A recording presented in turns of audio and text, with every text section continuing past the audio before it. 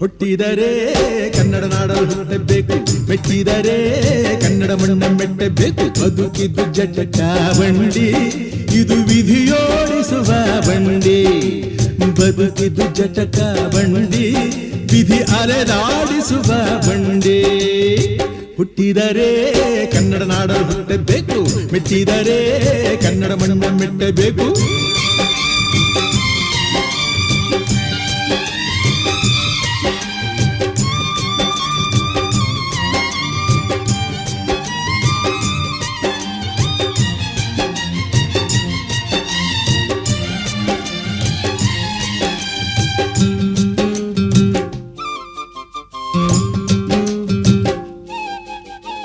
ಕಾಶಿಲಿ ಸ್ನಾನ